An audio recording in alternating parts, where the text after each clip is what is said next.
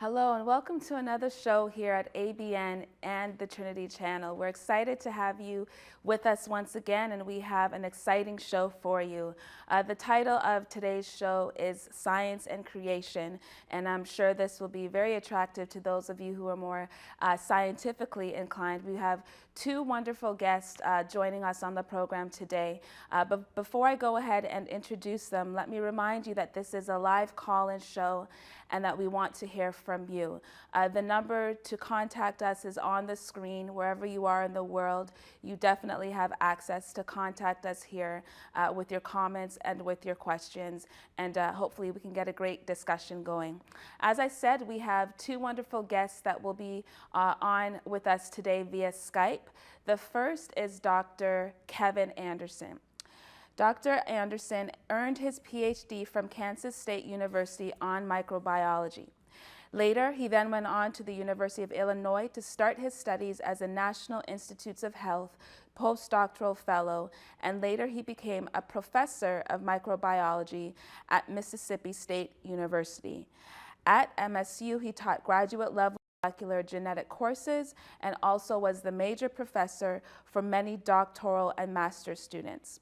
He then served as a research microbiologist for the United States Department of Agriculture. Since 2003, Dr. Anderson has served as the director of the Van Andel Creation Research Center for the Creation Research Society. He's also presently the editor-in-chief of the Creation Research Society Quarterly. One of Dr. Anderson's main areas of research has been the molecular analysis of bacterial interactions and molecular genetics. He's written more than 20 papers in scientific microbiology journals, and he has given many presentations nationwide and has also done worldwide scientific meetings. Dr. Anderson, welcome to the show today. Thank you. Nice to be here. Great. We also have with us today, joining us via Skype, Dr. Lightner. Dr. Lightner studied animal science and veterinary medicine at the Ohio State University. She received a BS in agriculture, a doctorate in veterinary medicine, and an MS in veterinary preventative medicine.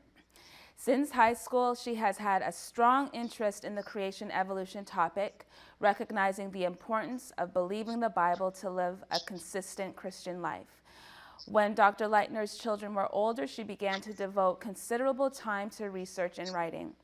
As a result, she's contributed numerous articles to creation journals, magazines, and websites based on intensive review of the scientific literature. Currently, Dr. Lightner is an adjunct instructor with Liberty University Online, teaching biology and creation studies. Dr. Lightner also serves as a board member of the Creation Research Society, an organization that averages over 600 voting members that have advanced science degrees and hold to a young earth view of creation. The Christian Research Society has had many lay members who help support scientific research that advances the creation model. Welcome to the show, Dr. Lightner. Thank you. It's a pleasure to be here. Great. Now, I do want to start off by saying that the title of the show is Science and Creation, but we will give a considerable amount of mention to dinosaurs and the amazing research that's coming out concerning that issue. But before I start, let me go ahead and ask you both to give our viewers a definition of biblical creation. We'll start with you, Dr. Anderson, and then you, Dr. Lightner. Well, I would define biblical creation as the model or the view of creation that would fit very nicely with the biblical text. The biblical text says that God created, that he created organisms fully formed, that trees have always been trees, the cows have always been cows, that humans have always been humans, and that he created in just a short period of time that we would interpret or we would recognize as the 6 days. And those days in Genesis then are actual 24-hour period days. So biblical creation would be the model, the scientific investigation that would be very consistent with that, that we're not products of evolution, that in fact we were directly created by God, and this creation occurred just a few thousand years ago and was a very quick creation, not a creation that took millions of years, and that the earth is therefore then billions of years of age. Okay, thank you. Dr. Lightner, go ahead. Well, I certainly agree. I see that the biblical history is in understanding origins. And what the secular world has done is they've assumed that the Bible's false. They have made up a different story that they never observed. And so we have a different story from evolutionists, but they never observed that happening. But I believe that the Bible's history should be taken as straightforward history if we're going to understand what Origins was really about. Okay. Now, is there a distinction to be made between biblical creation and creationism? And if there is such a distinction, what is it? And I will ask you, Dr. Lightner, to address that first, and then Dr. Anderson. Okay. You find that there are other views out there. There's the intelligent design movement, which is valuable. They have a lot of important things that they write on and speak on, but they don't have a history. So they can say, oh, there must have been somebody, maybe a creator of some form, that would have created this because it's so well designed. And we don't see things that are well designed happening by chance random processes. Well, that's valuable, but they don't have the Bible's history. So there are people that would believe in a form of creation that wouldn't take the Bible's history seriously. And that's just not included in how they look at things. But for biblical creationists, I think the Bible's history is extremely important. We don't want to read into it things that aren't there, but we want to carefully understand what is presented in the text. And Dr. Anderson, if you could answer the question as well, and perhaps say some things about creationism as distinct from biblical creation. Like to use the word creationism, it's because you don't hear evolutionists referring to their teachings as evolutionism.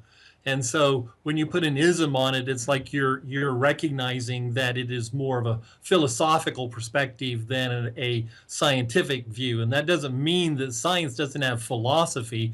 Many of my scientific colleagues forget that science is actually an outgrowth of philosophy, and there's certainly philosophical aspects to science. But when we say creationism, it is interpreted by too many people, I feel, is just recognizing it's just a philosophical or a theological statement. And I very firmly believe that creation, biblical creation, is a scientific position. And certainly within, as Dr. Lightner pointed out, within creation, which sometimes referred to as creationism, there's many different views of how God created and when he created and the process of creation. And I would make a distinction between many of those views and what I would call biblical creation. So that's why I prefer to go by the term biblical creation or sometimes scientific creation to try to designate it as a very specific type of creation, not just a broad generic concept of creation. Okay, thank you for that clarification. Now, I do think that sometimes you hear individuals making a distinction between an old age attributed to the universe and perhaps a young age given to creation as such that would take into account perhaps the 6 days of creation that are mentioned in the first chapter of Genesis. Do you have any views or thoughts on that in terms of maybe affirming an old universe while at the very same time affirming a young earth position? Dr. Lightner and then Anderson. Okay. An old view is, I don't consider it really consistent with the Bible. Now, it's not really obvious to most people, but if you go in Genesis chapter 5 and Genesis chapter 11, I think it is, you find that there's genealogies. And if man was created on day 6, and then those other genealogies are correct, and then you have to take some other information in and kind of make some estimates, you find that the Earth is young. Now the question is the universe old? Now the secular model, which assumes that God didn't create, the currently popular one is the Big Bang. And interestingly enough, when they put their model together, they went back to a beginning. And many Christians see, oh, look, the secular model found a beginning. If there's a beginning to the universe, there must be a cause, and the cause must be God. And so that argument is very popular. But there's no good reason for me to believe that the universe is very old, because there's multiple things that we find as we go through space exploration that are really at odds with that very old idea. For example, they have gone and sent some probe by Pluto, and there's atmosphere that shouldn't be there. There's too much heat in planets and moons. And if the Earth is really as old as it's supposed to be, they should not have that heat in the center of them. Comets should not exist in the world, because they are ice that eventually, evaporate, and they bang into things, and you lose them that way. And so in order to continue to believe that the universe is old, you have to come up with reasons why these things don't look the way we'd expect. So with comets, they propose an Oort cloud. And it was named after a man with the last name of Oort, who said there's somewhere out there where there's this almost like a comet nursery, and then every now and then the comets come out and they get put back into orbit so we can see them. Well, that's fine, but again, that's the philosophical part of things, because we haven't observed that. So a lot of our observations, even in space, are at odds with the idea that the Earth is that the universe is very old. And so I don't have a problem with having the universe the same age as the Earth. Thank you, Dr. Lightner. Dr. Anderson, go ahead with your comments, please. As a scientist, I have no problem with the Earth being very young. In fact, I would challenge that if you really look at the methodology of dating the Earth, we find that there's a lot of different processes we can use as physical measurement devices, and they all have their own assumptions. They all have their own limitations. But when we work within all of those possible processes, we find that the vast majority of them, I would say probably over 90% of them, actually would suggest a Earth younger than the 4.5 billion years that it's currently, the age currently assigned to it.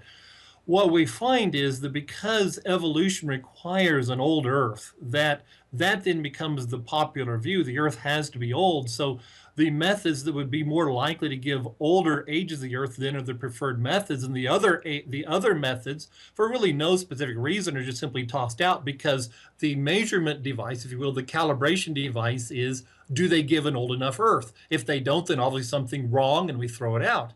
But even within the methods that are supposed to be used to demonstrate the great age of the Earth, we find there are several assumptions and there are several conclusions that are drawn that aren't necessarily warranted. We find that they'll throw out certain radiometric dates simply because they don't fit what they want. Case in point, if you send off a specimen, if you send off a sample to have some kind of radiometric dating done to it, the first question the laboratory that's going to do the analysis is going to ask you is, where did you find this specimen? In other words, what geological era is it from? Well, my question always is, well, can't you tell me? I mean, you're the ones doing the dating. But what it comes down to is they need a target, because they may come up with all kinds of ages. That's not what the public's told, but that's the way it works. They may come up with all kinds of ages, and they need a target. Is it in the Jurassic? Is it in the Triassic? Is it in the Cambrian? They need to know these things so they know what kind of date they're supposed to be able to find. Now that doesn't sound very objective, and doesn't sound near like what the public's being told. As far as the universe is concerned, that now becomes a very interesting situation, because as Dr. Lightner pointed out, your view of the age of the universe is really based upon your particular cosmology. The contemporary cosmology is Big Bang cosmology, and Big Bang cosmology has certain requirements for the age of the universe, and therefore the universe has to be a certain age. You change your cosmology, you change the parameters, and therefore you change the understanding of the age of the universe. what I find interesting is that even within, as Dr. Lightner pointed out, even within Big Bang cosmology, there's a lot of anomalies. There's a lot of things that are simply not understood of how could this be the case if the universe is this old? We don't understand why there should be these features. We have to also recognize physicists love to talk about relativity. And when you bring relativity into it, then age becomes a matter of from whose perspective.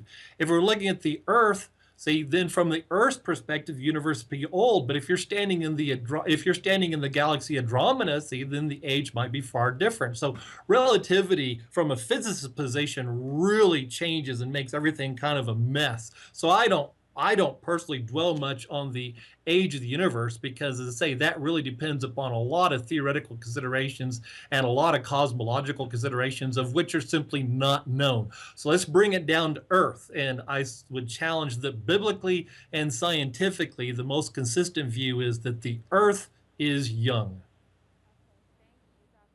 This is very interesting. I'll ask a question just to follow up with what you said about cosmology.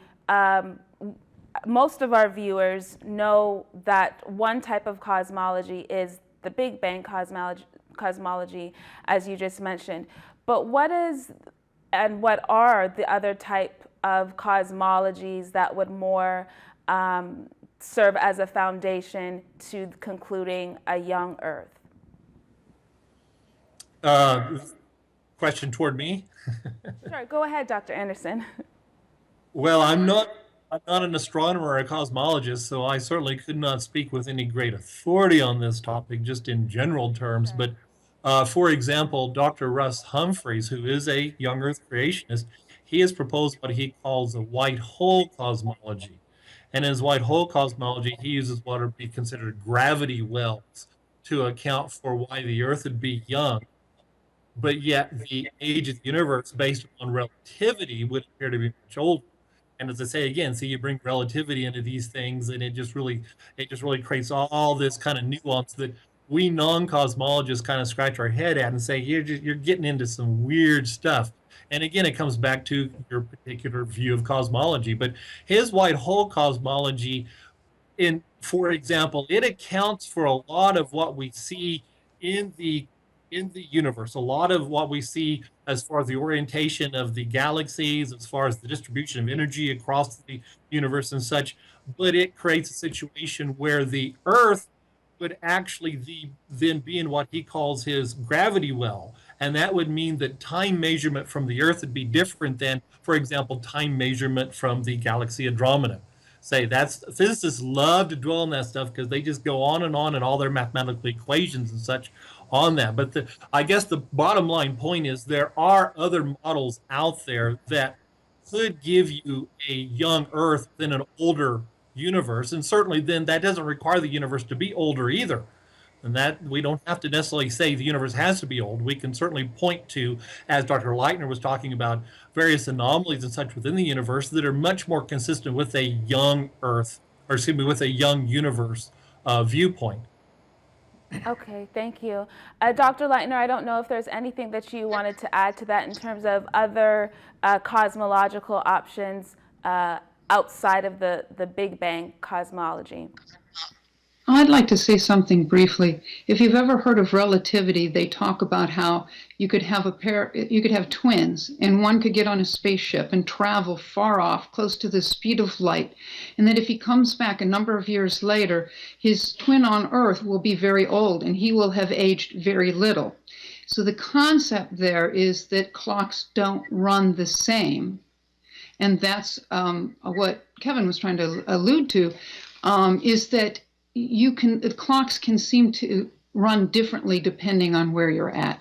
But Russ Humphreys has done some excellent work from a young Earth creation standpoint, and John Hartnett is the name of another physicist who has also done, both of them have doctorate degrees, who has also done work in this area. So you find that there are good models for to account for it in the time frame the Bible gives us, I'll put it that way. Okay, very interesting. Thank you. Now, I think, have been alluding to light years. Can you give a definition of a light year for us, Dr. Lightner? A light year is not a time, it's a distance. It's the distance light travels in 1 year. The distance that light travels in 1 year, that could vary depending on where you are in the universe. Is that right? Okay, that's a question we really should ask one of the physicists. It's light. The speed of light is normally considered to be a constant, and yet, for some of the things I've read, said that things can actually influence and maybe slow it down. But I don't have the background to comment on that. Okay, no problem. Dr. Anderson, how about you? I know we're kind of getting off topic here, but I find this to be quite fascinating. So if you do want to make a comment on light year, just go ahead. Well, like Dr. Lightner, it's not my area of expertise. I would just refer, for example, to the situation where the speed of light is measured within the proximity of the Earth. And so all speed of light measurements we have are affected by the gravity well that the Earth is in. And all speed of light measurements are a two-way event. In other words, we measure the speed of light as it moves up, reflected off of a mirror or some other reflecting device, and comes back to us. And we recognize that the speed of light is varied depending on the medium it moves through. So we would assume that the medium that the Earth is surrounded by would be the same as intergalaxy medium, because remember, space is not a vacuum. Space is a fabric. But we don't know that for a fact, because the only way to really know that would be to go out and determine. Well, we don't have the Starship Enterprise, so we haven't been able to go to the edge of the galaxy and take measurements of what the intergalaxy dimensions of space is like. So what we have is certainly have to recognize the limitation anyway, that light could travel differently coming from a star than it might be traveling going from our planet to a reflecting device and back. So we recognize, again, there's just a lot of questions we have about what would be considered deep space cosmology that we simply don't have answers for. Okay, interesting.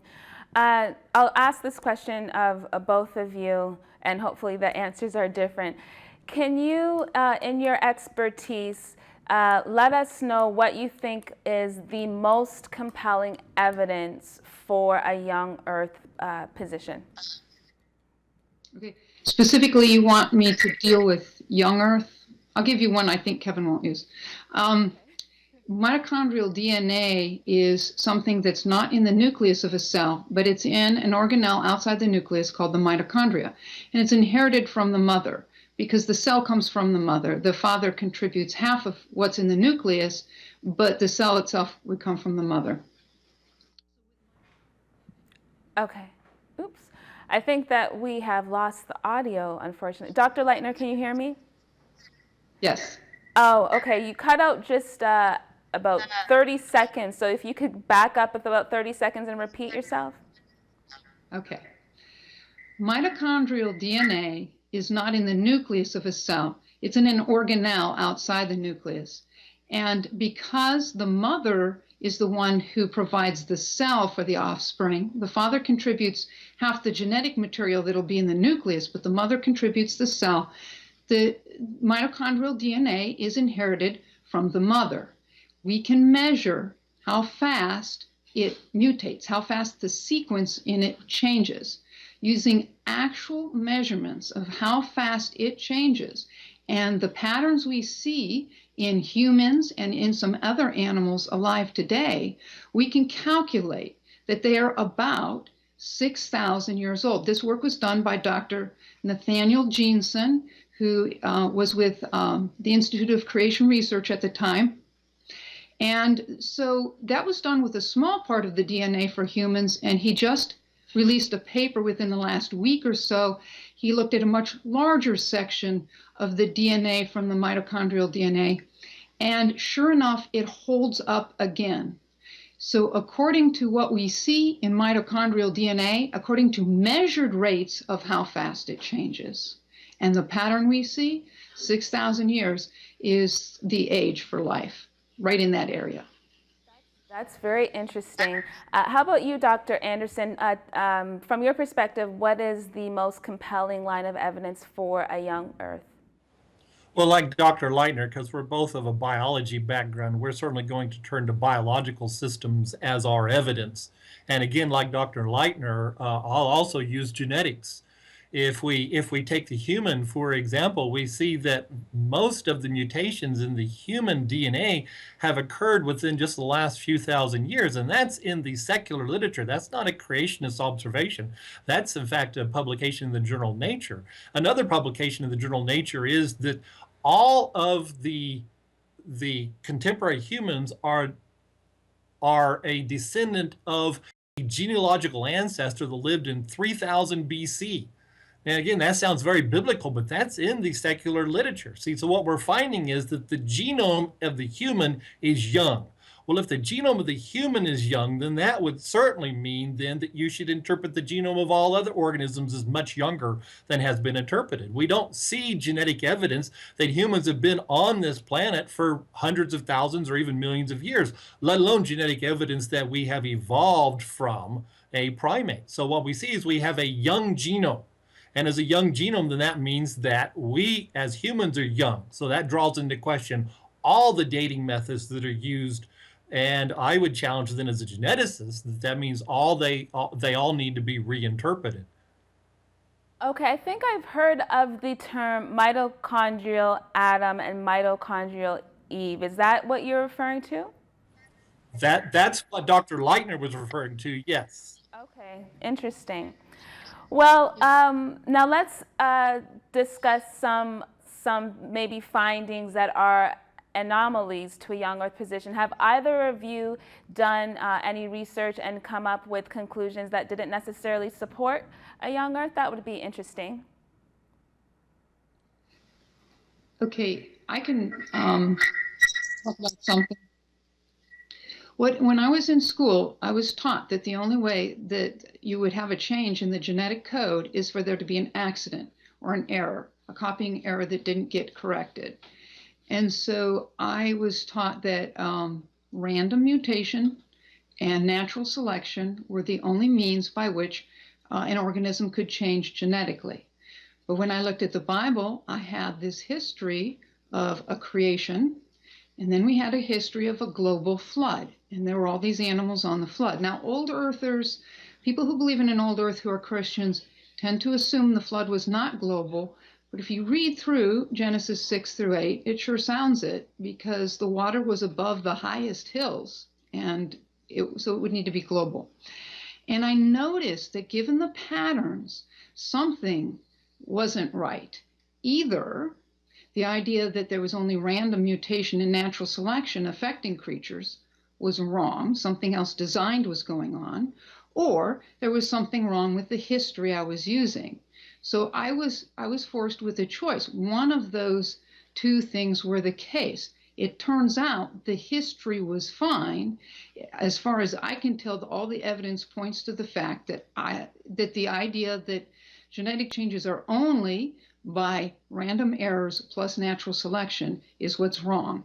And you find even in the secular literature, as I realized there was a conflict, I looked in the secular literature.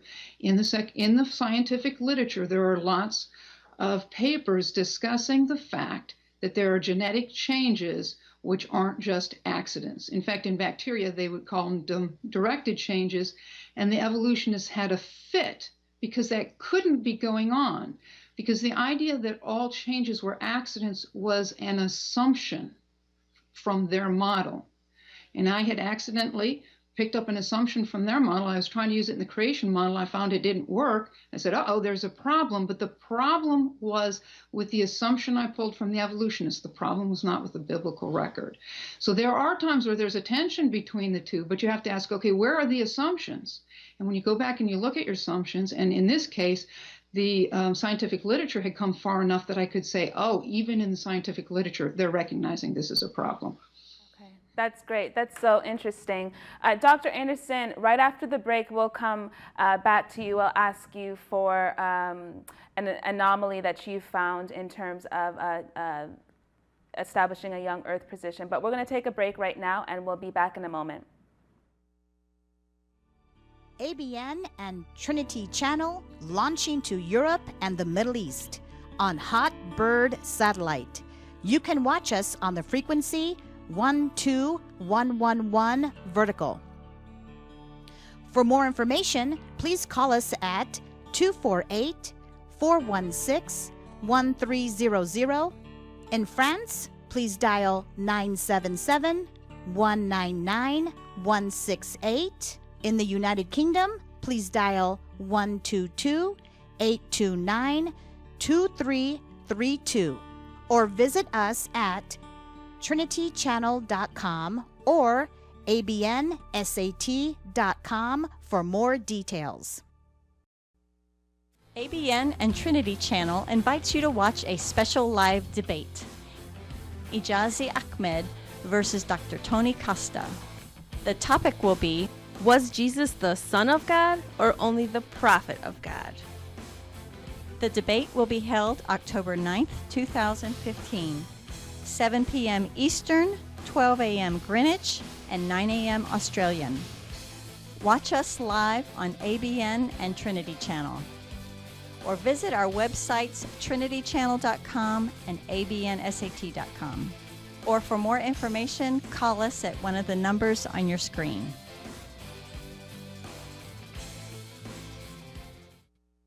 Coming soon, the 5th International Apologetics Week, starting November 9th, 2015. We'll broadcast through internet, satellites, and through antenna network televisions. 3 shows per day, over 40 world-renowned apologists. Titles of the shows: The Deity of Christ, Biblical Doctrine, World Religions and Heresies, Science and Creation, Politics, Atheism, Islam, and more. 5th International Apologetics Week, starting November 9th. 3 shows per day. Where? trinitychannel.com. Click and watch live. For more information, call the numbers on the screen.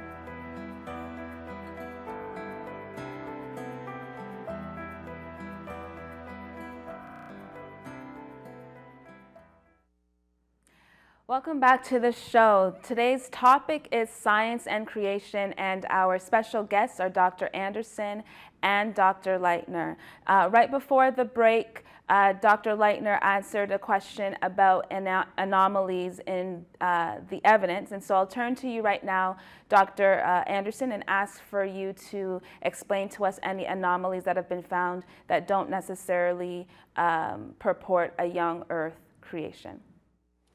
Now, if you're talking about work that I have personally done, I haven't encountered any anomalies. Everything I have done, as far as I've been able to interpret and as far as I've been concerned, is fit very squarely within the creation, young Earth creation model.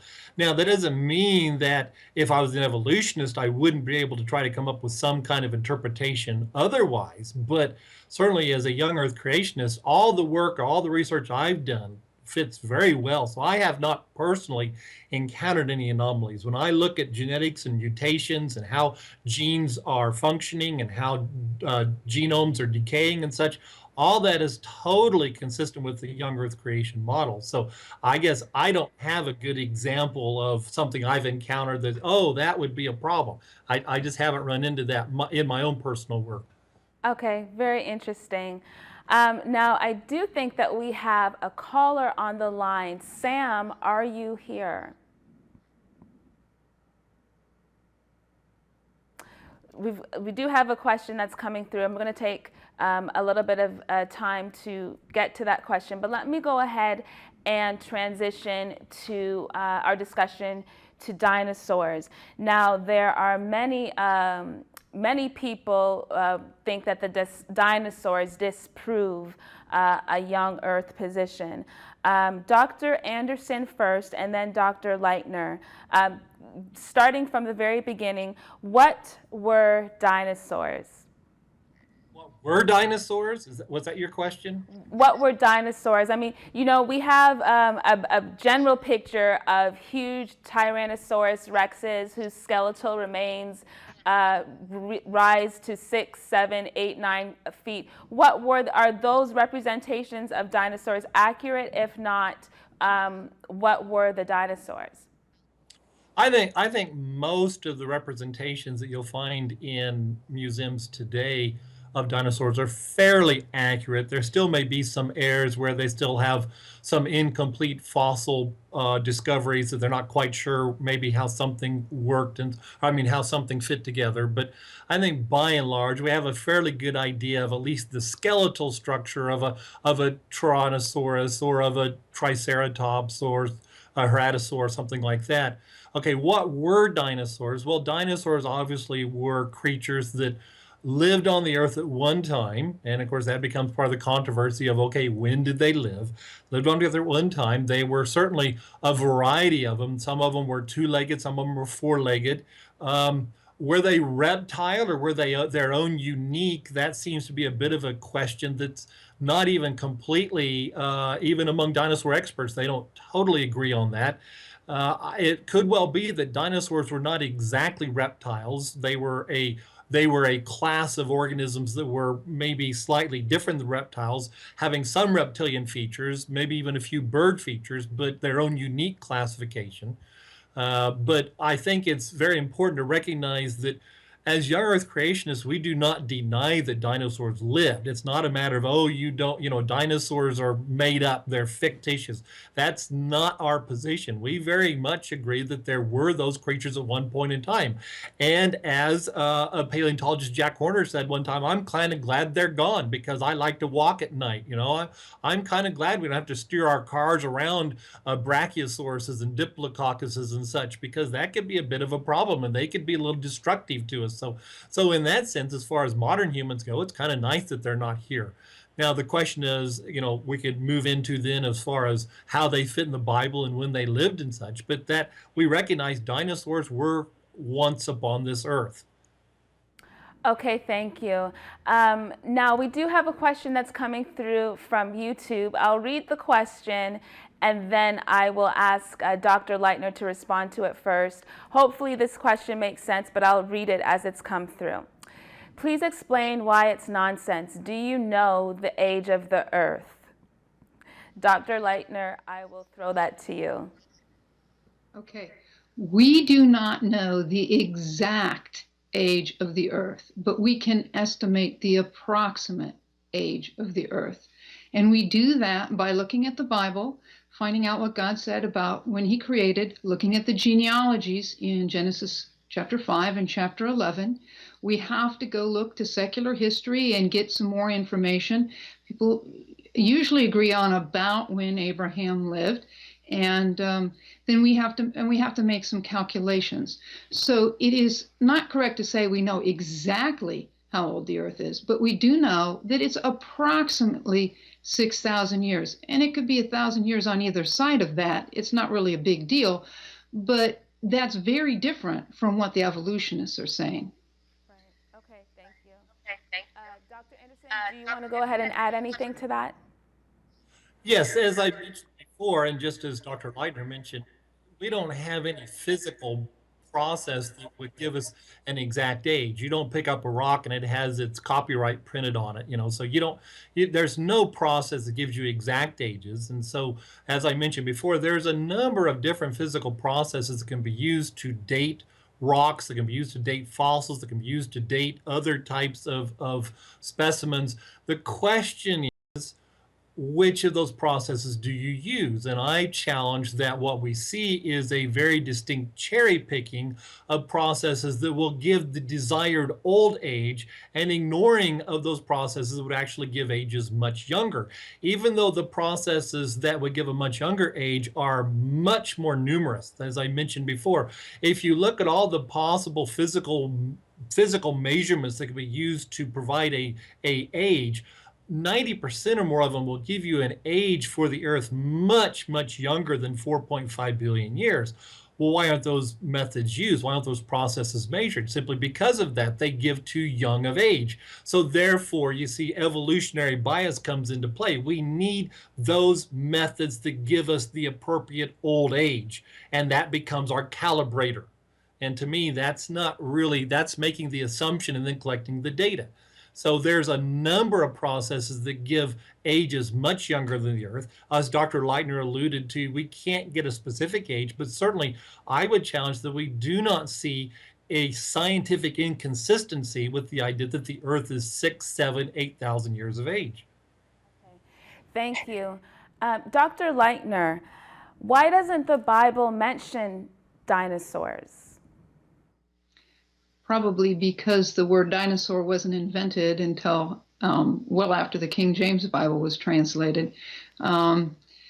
There are descriptions in the Bible that appear to potentially be dinosaurs, particularly behemoth in the book of Job, that had a huge tail, huge legs, and huge neck.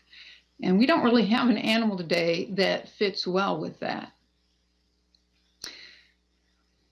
Okay. Dr. Anderson, did you want to go ahead and add anything to that? That's I've never even thought about that before, that the word dinosaur didn't even exist. Of course, that's why the Bible wouldn't mention it. But over and above that, do you have anything to add as to why the Bible wouldn't mention anything about dinosaurs?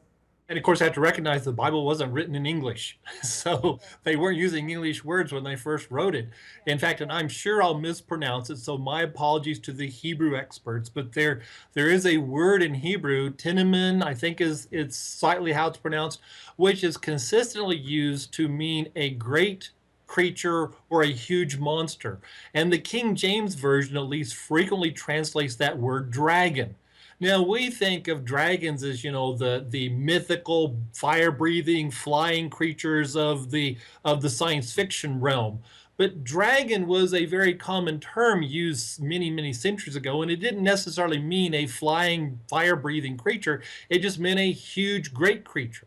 And so what we see is in the Hebrew, there is a word that can be very easily translated that could be very easily translated to what would be a dinosaur, reference to these massive, huge creatures. And then as Dr. Lightner pointed out, we have specific description of a creature called behemoth, which if you look in the footnotes of your Bible, it will say, well, maybe this is an elephant or hippopotamus or something like that, which makes no sense by the description. The only thing that fits the description would be a very, very large sauropod, which would be something that'd be massive in its trunks, very large in the power of its loins, probably, a huge long tail and such. So that's the only thing that really fits. And so then the question would be, well, why would God be describing to Job a creature that had died 65 million years before Job had been alive? Well, maybe the reason is because that creature was actually still alive. Because otherwise, how would Job even know what he's talking about? Now, that creature, the large saffron, would that creature have been on the ark with Noah? I didn't catch the question. I'm sorry. The large creature that we're talking about, the great creature, huge monster, the behemoth that Job references, would that have been around in Genesis, and would Noah have put that creature on the ark? Okay, the question of dinosaurs on the ark. We have to remember that a lot of dinosaurs were actually very small. They were size of chickens, size of sheep. We think of the massive dinosaurs, but that's just a select few of the dinosaurs that were very large. Then we recognize that if dinosaurs did have certain lizard characteristics or certain reptile characteristics, reptiles generally can continue to grow their whole life. And so if you find a huge reptile, like a huge alligator, a huge snake, that's an older one. Well, there's no reason that Noah would have brought the older grandparents onto the ark. He would have wanted to bring the very young ones on the ark that had their whole sexual reproductive life in front of them. So if they have any consistency with reptiles, then these would have been the much smaller creatures. And therefore, we don't have to account for putting a 100-foot long dinosaur on the ark, because why would we? That would be an older one. There'd be no reason to. We're putting maybe instead an 8-foot one on the ark. And suddenly it doesn't take up near as much room. Okay, very good. Dr. Lightner, in light of what Dr. Anderson has just said, the common perception when we hear the word dinosaurs, these huge, fully grown animals, that's the common perception. But isn't it true that if Noah took younger reptiles on the earth, that in fact maybe dinosaurs don't conflict with the biblical account of Noah taking two of every kind? Yeah, there's actually been some research on the size of the ark and what could fit on. And if you look at how many dinosaurs would be needed, you don't take one of every species, you take a pair of every kind. And so there were probably 100 or less dinosaurs on the ark, and many of those would have been smaller.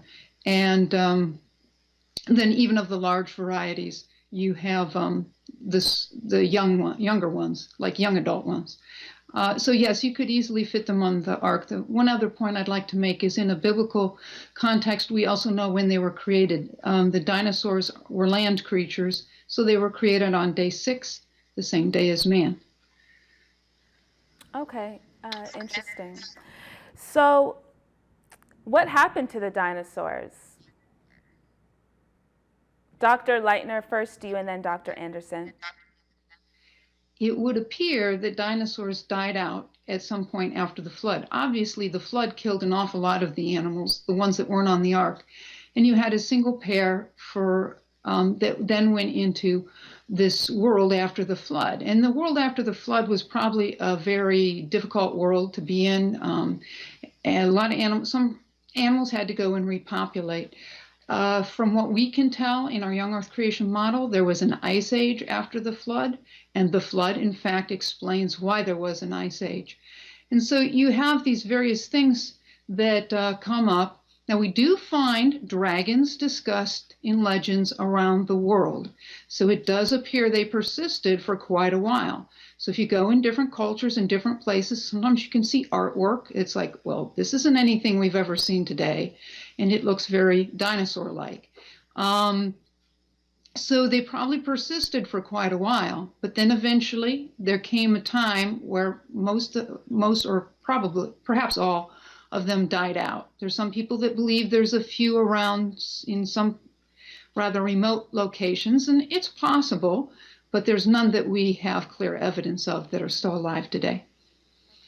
Question for you, Dr. Anderson. Do we have any fossils from the dinosaurs? Anything in the fossil record? Okay, again, I didn't quite hear the question. What about the fossil record? Yeah, do the fossil records tell us anything about dinosaurs? Well, yes, it of course tells us a lot about dinosaurs. I mean, virtually most of what we know about dinosaurs is obtained from studying their bones, the location of their bones, the how, putting them together to determine their overall anatomy and such. So there's a lot we can learn, obviously, from the fossil record. And both evolutionists, creationists, then, we use the fossil record maybe for different conclusions, but we use the fossil record really for the same purpose of gathering data. So clearly, the fossil record is very important in understanding dinosaurs because, as Dr. Lightner pointed out, we don't really have any evidence of any dinosaurs roaming around the Earth today. But as she pointed out also, there is certainly some very intriguing evidence of dinosaurs having been alive in more recent history than from Noah. We have, as she mentioned, various carvings and pictures. And just north of me in Utah, there's a pictograph on the side of a rock that is very clearly a dinosaur. I would challenge anybody to explain to me how it's not a dinosaur. And if it is a dinosaur, how would the natives that did this some 800 years ago have any idea what this dinosaur would have looked like? Did they just happen to imagine correctly? Or is it that they indeed actually were seeing a creature that we would identify today as a dinosaur that was still alive at their time? We say, okay, the flood killed most of the dinosaurs, and that's what would have laid down the fossil record. And so the dinosaurs we find, for the most part, that are fossilized were those killed by the flood, but it obviously didn't kill them all because there would have been dinosaurs on the ark. All right, we are not going to say that they immediately died once they got off the ark, but many of them probably didn't do very well. Remember, the Apostle Peter talks about the earth that then was and the earth that is now, and we would say that there probably was a lot of ecological changes to the earth after the flood, and perhaps dinosaurs didn't like that near as well and started dying out. But some of them seem to have lingered for quite a while. I mean, there's the picture of St. George slaying the dragon, but we got to remember many myths like that are based upon some actual history. So it could be that St. George did slay great big creatures, just not necessarily the flying, fire-breathing creatures we think of today. So a lot of legend, a lot of pictures, a lot of carvings and such of what would very easily, and in many instances, I think very necessarily be interpreted as dinosaurs by people just 500, 1,000, 1,500 years ago. And that's certainly challenging evidence that these creatures are still alive, at least in small pockets, that recent. Interesting. So, given the fact that the Genesis says that Adam lived for 930 years, and also given the fact that dinosaurs over time grow huge and become the type of monsters that you were referring to earlier, would it have been likely that the dinosaurs would have perhaps eaten Adam, and not just Adam? By that time, the Earth was being populated, and so how come the dinosaurs didn't eat the humans? Well, that's for Dr. Anderson. You can go ahead and start. Yeah, let me split that up actually into two questions. First off, you alluded to the biblical age that it says that Adam lived to and that Adam's descendants lived to up until at least the time of the flood. And that certainly could apply to some animals as well. It could be that some of these huge dinosaurs is a result of because they simply were living a fairly long time. Now, the other question, as far as dinosaurs eating Adam, shall we say, and other humans and such, we see that in the Genesis text, it talks about God providing plant life for us, and this would have been prior to the fall, okay? But we don't see God putting what's called the fear of man into animals until after the flood. So I would say that could certainly suggest that the relationship of animals and man changed after the flood. I grew up on a farm, and all the animals on that farm were what we call domesticated. Now, this does not mean they were tame. You couldn't necessarily go up to a cow and pet her, but because there was always that kind of what you call a personal zone. But it didn't mean they were scared of you either. They didn't see you and suddenly run off. They were used to your presence. If the time between the fall and the flood, animals were not tame, but they were not human eaters, if you will. In other words, they did not have the fear of man. They were not necessarily going to eat humans. See, then it would be a situation where you would have dinosaurs that would just simply leave humans alone because we're not on their food list. And that would have only occurred potentially after the flood. So we didn't have, for example, man-eating lions. That may have only occurred once the fear of man was put into animal after the flood. So I would say that God created the world with a relationship between humans and animals such that up until the flood, up until God changing the conditions after the flood, animals just simply didn't eat humans. That was not part of the relationship that God created between animals and humans. Great, thank you, Dr. Anderson. Let me just take some time to encourage our viewers to call into the show. We've got two great experts with us today, and so if you have any questions revolving around science and creation, I would encourage you to call. The number to reach us here in the U.S. is 248-416-1300. We've had a question that's come through on YouTube. For those of you who are online right now, feel free to leave your messages on YouTube for us. We also have a Facebook page as well, and satellites all over the world, which the information is located on the screen. Dr. Lightner, I will ask you, how old are the dinosaur bones that we do have? Well, if they died out in the flood, they're several thousand years old. Actually, I'm usually the one who talks about the ark, and Dr. Anderson's usually the one that talks about the age of the bones. One of the things that was a definite surprise to the evolutionists is that when they broke open some of the bones, they found soft tissue still around. And again, the decay of soft tissue is something we can measure in the real world. And when we take measured rates, the speed at which we observe it decaying, even if we change the circumstances, it doesn't decay as fast if it's colder. Even if taking that into consideration, there's no way in the world there should be soft tissue inside those bones. So from a biblical perspective, we know they're thousands of years old. If they, and most of them probably did come from the time of the flood. They were the animals that were outside of the ark. and from the physical evidence that we find, it's consistent again with what we're saying, that they're recent. Thank you. What we're going to do is go ahead and take a break right now. After the break, we'll come back, and I have a question for Dr. Anderson.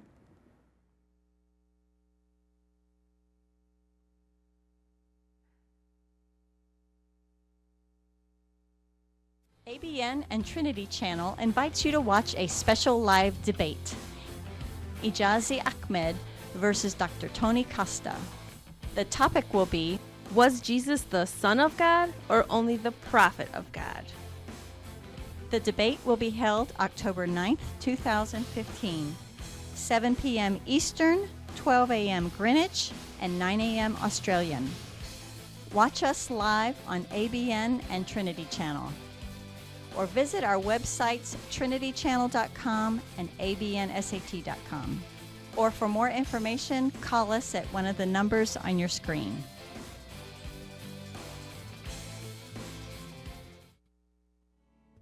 Watch ABN on your TV. With the Chromecast stick, you can simply connect your phone to the television to watch shows. Download the ABN Sat app and click on the Chromecast button. Need help installing? Contact us at 248-416-1300.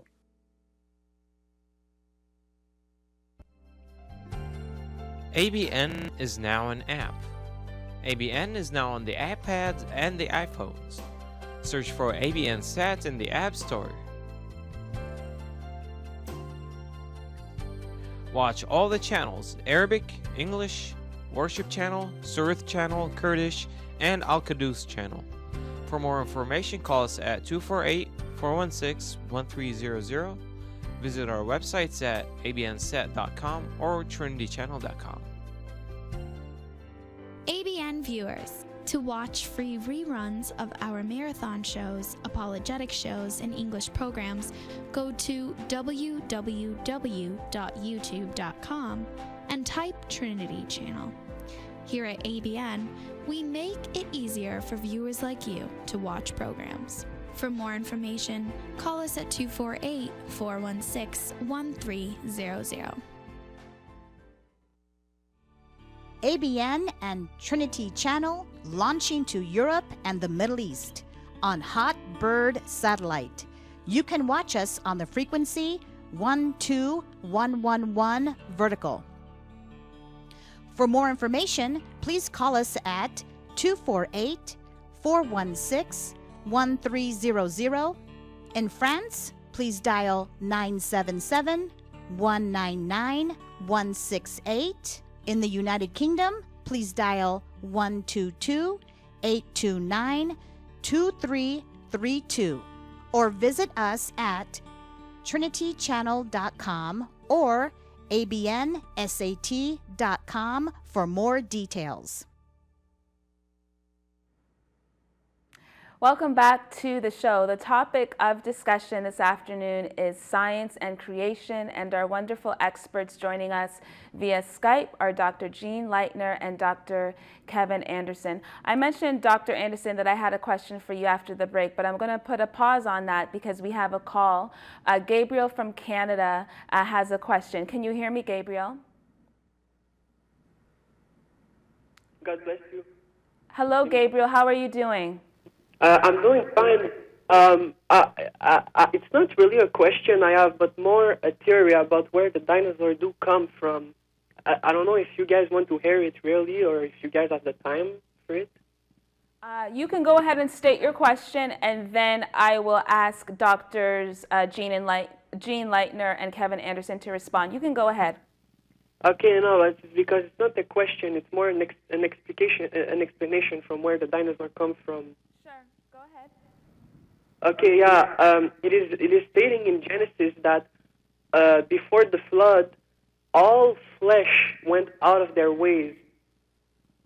And like all flesh, it means that the seeds were literally corrupted.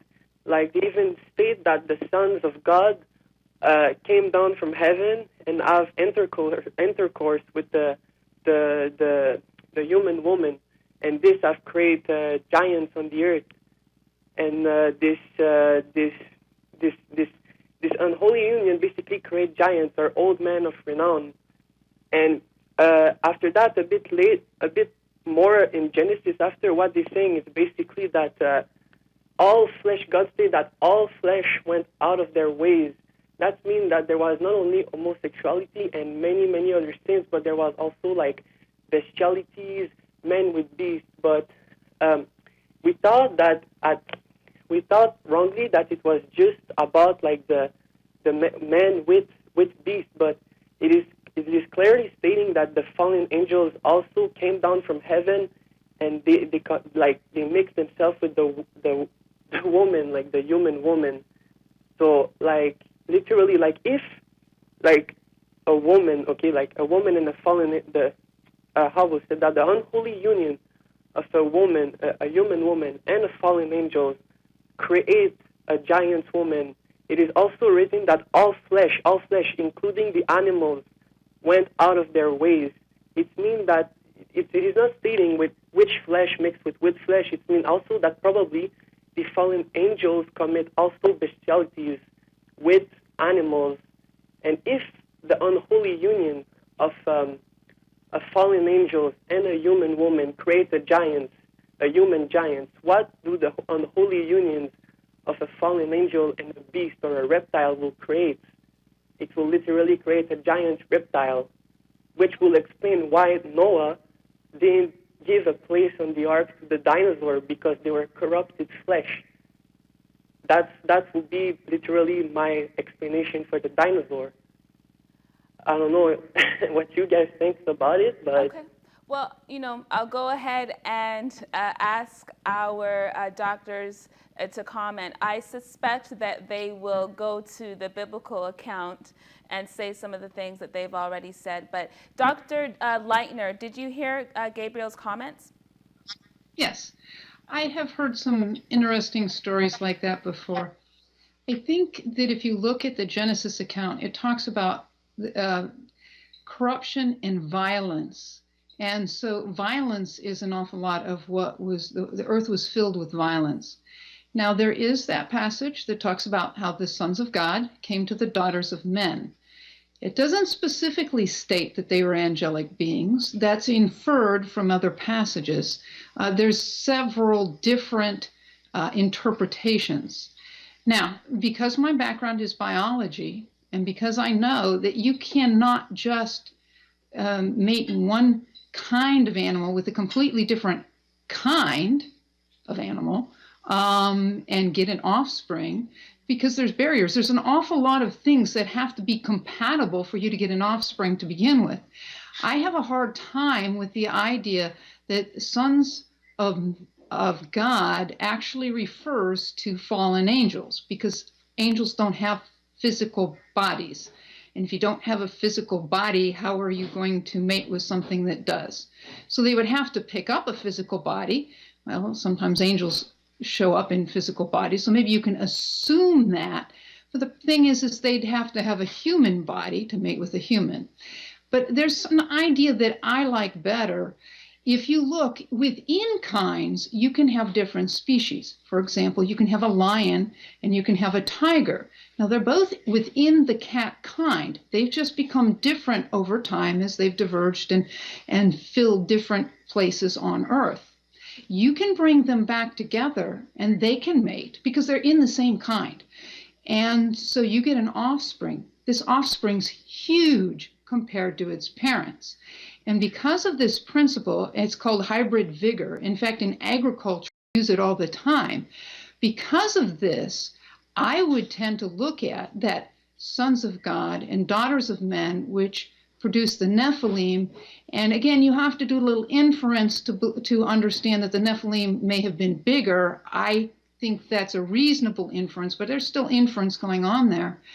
But if you had the sons of God being, and this is one of several ideas on what they could be, if you have the sons of God being the line of Seth, and you have the daughters of men being the ungodly women out there that were not following God, you could at least understand why the sons of God might be attracted to a beautiful woman who's not godly.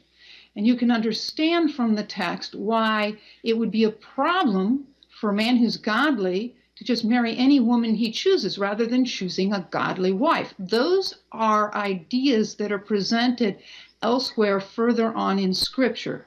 And so that is the explanation that I find most satisfactory. Now, if that's true, then it's very possible, because the lines had been kept separate for a while and they're brought together in a normal human-to-human mating, maybe in humans as well, you can get this hybrid vigor. We know it happens in animals. We know it happens in crops, in like corn.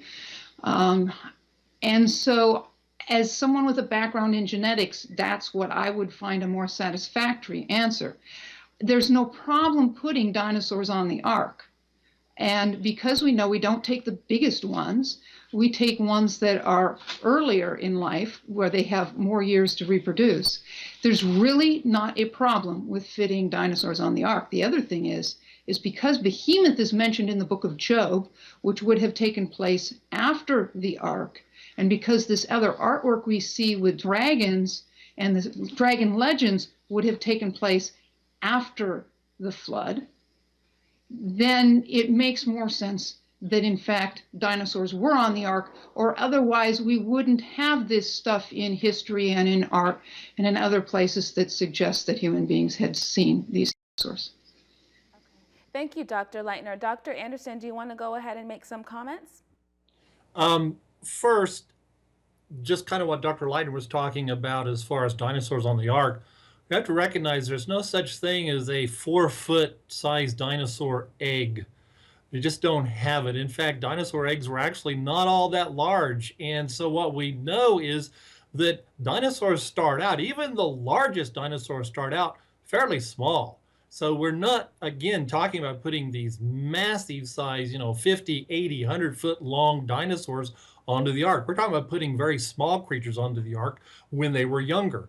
Now, as far as kind of what the caller was trying to allude to with some of this, with the sons of God and the daughters of man and such, I was not able to understand all of what the caller was saying, so I didn't catch everything, but it seemed that there was something they were alluding to, trying to explain this in relationship to the origin of dinosaurs.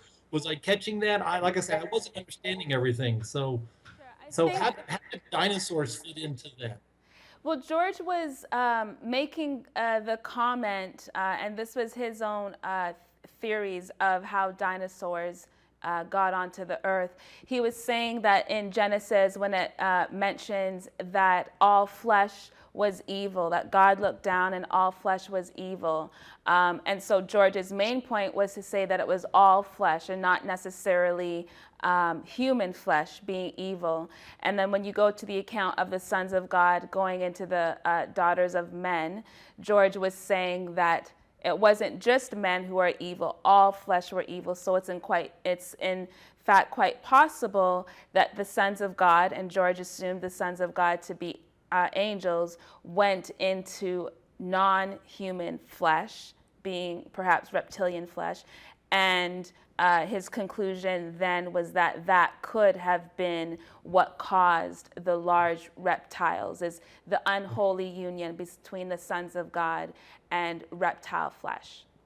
Okay, scientifically, there's no reason to go there, and I don't think there's a biblical reason to go there either. I mean, most of the time when the Bible refers to flesh, it's referring to the spirit, the consciousness, the heart of humans. It's when it's talking about in relationship to good and evil in the flesh. I don't know of any place in the Bible where it then refers to animal flesh being evil or something like that. That's almost exclusively reserved for human. And to say biologically, there's no reason to have to go there either. I think it's very easy to picture that God created these creatures we call dinosaurs that just don't happen to be alive today, just like a lot of creatures that were created aren't alive today. That's just the way it happens. That's part of the ecology and environment we live in. So it's not a position I'm willing to go to theologically or scientifically, because I don't think it's necessary on either point. Okay. Thank you, Dr. Anderson, and thank you to George for calling in. If you have any more questions or you have any more comments, you certainly feel free to go ahead and reach back out to us. Now, one question that I want to first ask of Dr. Jean Lightner and then Dr. Kevin Anderson. Certainly there are a lot of Christians out there that aren't necessarily young Earth. Some of them are old Earth, but still yet Christians. What is, in your estimation, all facts are the same, but obviously there's interpretational differences of the evidence. For those who are Christian and subscribe to an old Earth, how are they interpreting the evidence in ways that are different than the ways that either you or Dr. Lightner or you or Dr. Anderson would interpret the evidence? Okay, one thing I think I'd like to do is go back to the history of where these ideas came in Western culture. So you can go back to someone like James Hutton. And he was over there looking at things on his farm. And in his time, people didn't just explain geologic formations by one global flood. They liked to say, oh, and that was another flood. Oh, and that was another global flood. And the Bible says there was only one global flood. But he reacted to that. And he says, okay, we aren't allowed to use any explanations that don't match with what we see today. So things can't happen any faster and they can't be any bigger than what we see today. And he just decided that was the rules. Now it's rather arbitrary, there's nothing scientific about it, but by having that be the way you think, you automatically exclude the possibility that there was a global flood. And Charles Lyell picked up on his ideas later. The thing is in Charles Lyell's writing, you can tell he didn't like the Bible. He wanted a different story. And that's what happened, is people rejected the biblical account and they came up with their own story. And I don't think the average Christian who just believes what they were taught about the old earth, I don't think they recognize those underlying assumptions. There's underlying assumptions that the Bible's not true. And everything is explained in a very secular, as if the world created itself and life evolved and just showed up on its own. Everything out there in the world is explained in that context. And the evidence doesn't demand that explanation. That's just the explanation that's used by the world. And so some people see that there's a problem, there's an inconsistency with Genesis, and other people don't. Or they'll adjust how they view the Bible to try to accommodate the world's view because, I mean, they think scientists are really smart and so they must be right. But anyone, regardless of how intelligent, can be wrong. And we need to be able to try to watch our biases, as we say. We need to watch what assumptions we're bringing in. We need to be able to think clearly. We don't want to carry assumptions into the Bible and read things in that are not there. And we don't want to carry assumptions into the scientific evidence. We want to be very careful. Now, we do use a young earth framework, and we recognize that, and we're clear about that. We assume the Bible's history is true, but it works so well that we have great confidence that it is. You can assume a different history is true, and you can try to explain things a different way. I don't like what you end up with. Okay, thank you, Dr. Lightner. I do have a follow-up question for you before I turn the same question over to Dr. Anderson. I suspect that one's interpretation of the word day would have something to do with the assumption that they make off of the top. I've heard that Yom, and of course we're talking about the Hebrew word for day that we find in Genesis 1. I've heard some say that it could be a literal 24-hour period. Some say that it could just refer to a large period of time. But would you then say, Dr. Lightner, that however that word is interpreted, it's going to have to do with the assumptions that someone brings to the text? Is that kind of correct? Yeah, well, the thing is you can force a different assumption than I think the context gives us. For example, in the English language, the word day is used very similarly. I can talk about a day, and you'll know what I mean by the context. So if I say, in my father's day, they didn't have these fancy cars, you know what I mean. So the same is true in the Bible. And in the Bible, in Genesis 1, day is used two different ways. And one of the best places to go and look is in verse 5 of Genesis 1. because God called the daylight portion of a day, of the daylight portion of the day, day. Okay, so day can refer to the daylight portion. We are having this where it's daytime here. So I'm having this conversation during the day as opposed to during the night. A second one is an ordinary, essentially 24-hour day. But the thing is the Bible's clear in verse 5, there was evening and there was morning one day. And actually on day 1, it says one day. It's defining evening and morning. So there's more context in Genesis 1 that gives us an idea of what it is being talked about. If day is used for a long period of time, you don't use it the same, and the context tells you. So while you can read the word day differently, you really have to ignore the context to read it to be long periods of time, because there's evening, there's morning, they're numbered, and that's not used for long periods of time. Okay. Thank you, Dr. Lightner. Dr. Anderson, if I could hear from you, the original question had to do with some Christians don't think that the earth is young. Some Christians think that the earth is old. How do you think they're dealing with the evidence, and how do you think that they're interpreting certain facts as that differs from the way that you would interpret them?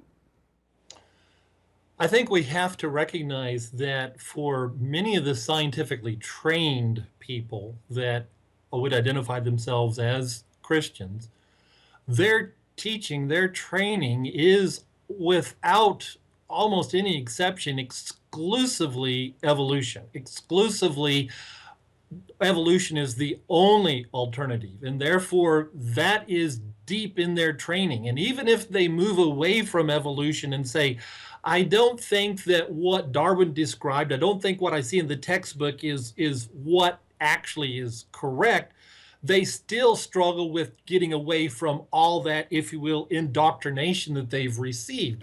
As I often state, most scientists are evolutionists by default, not by decision. It wasn't something that they sat and studied and pondered for a long time and arrived at that conclusion. That's simply all they were taught. They don't even consider an alternative.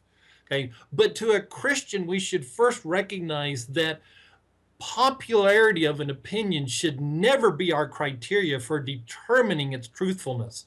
Remember, Christ even warned that what I teach is not going to be popular. So we got to recognize, in fact, sometimes if it's a popular idea, we probably need to step back a second and say, I wonder if it's popular because it's against God, not for God.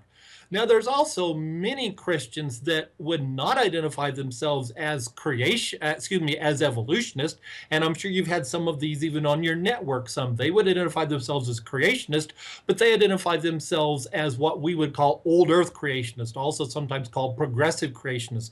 The idea that God created, but he created over long periods of time. So it was true, he created dinosaurs, but he created dinosaurs 100 million years ago. And see, they've died out since then. And he created ancient types of fish, but those hundreds of millions of years ago, and they've died out since then. See, so they would view creation as a slow, very long-term progressive event. And therefore humans were created, but were created very recently.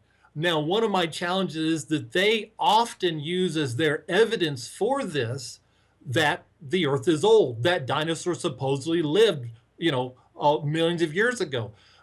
What I would challenge back to them is that the dating processes that are saying that dinosaurs lived 80 million years ago, that certain fish lived 200 million years ago, that life has changed over time because of this slow progression throughout a long period of Earth history, that is very heavy with bias of evolution. Remember, I talked about that evolution requires an old Earth, and therefore those methods that give you those ages are what are used. And any method that doesn't give you that age, that long age, is simply rejected as something's wrong with it. It's anomalous. It's got a contamination. There's some error with it. And so I find it very interesting that people that identify themselves as creationists, but also want to say the Earth is very old, are actually engaging in a contradictory situation. They're they're rejecting the arguments of evolution, but they're accepting the link or the bias of evolution into the dating system itself.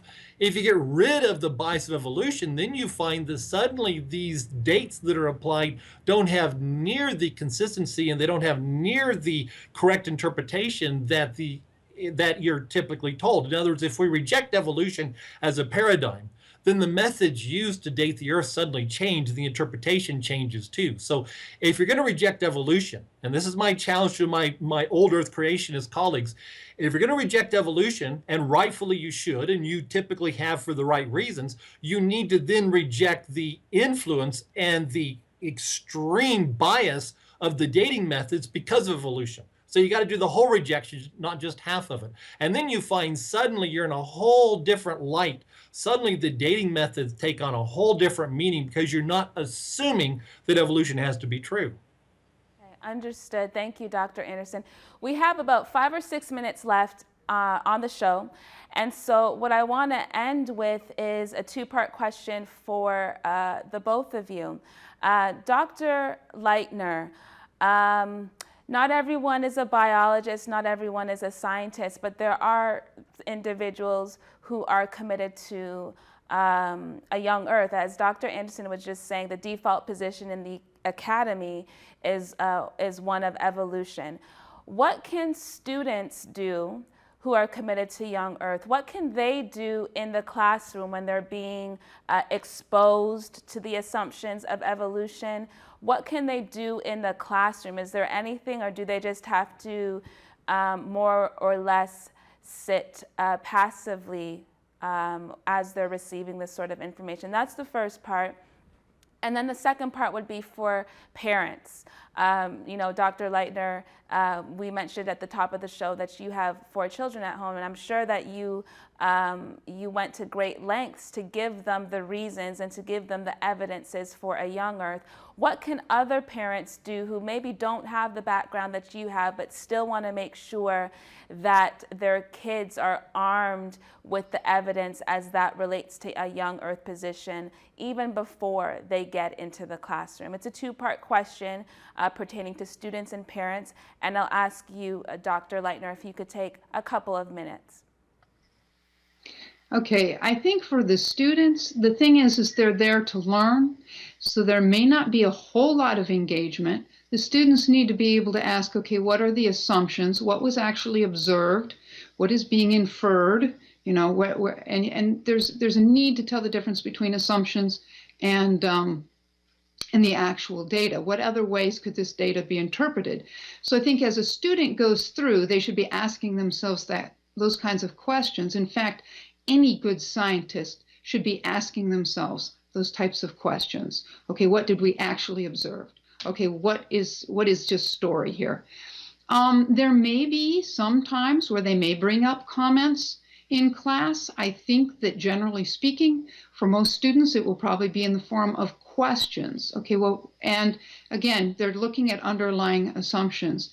They can certainly share with classmates that they have a different view, but they should become well-informed. Sometimes, rather than understanding the details well, people just start talking, and they won't really grasp the deep concepts. It's important for students to be grasping the deep concepts involved. So from a parent and a student standpoint, there are organizations out there where you have people that go into the details. And the Creation Research Society is a society that anyone can join if they agree with our statement of faith.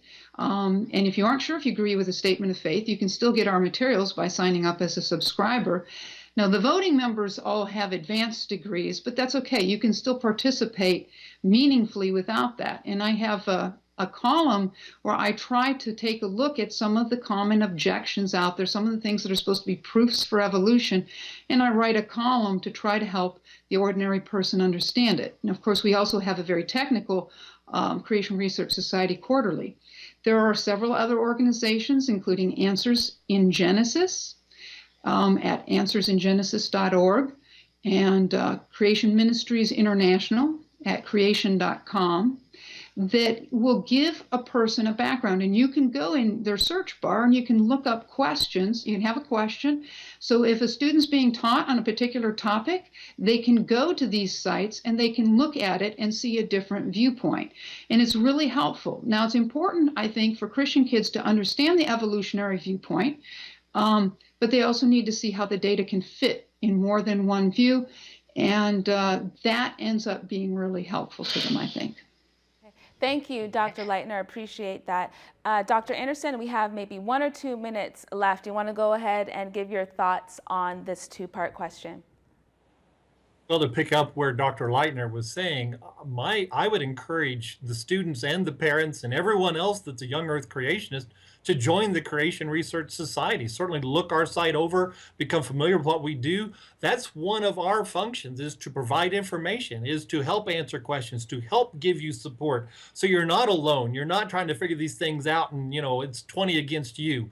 You got to recognize the professor probably has a lot of background in various concepts. They may not necessarily always know the answer. Recognize just because the professor says it's an answer doesn't mean it's a correct answer, but you're not alone in this. That's part of what the Creation Research Society is for, is to help you understand, to help you learn things the professor may likely not be telling you about.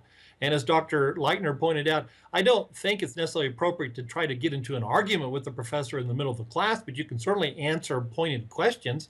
I think it's also quite appropriate to go to the professor's office afterward and just politely ask questions and politely discuss some things, and to talk to other students.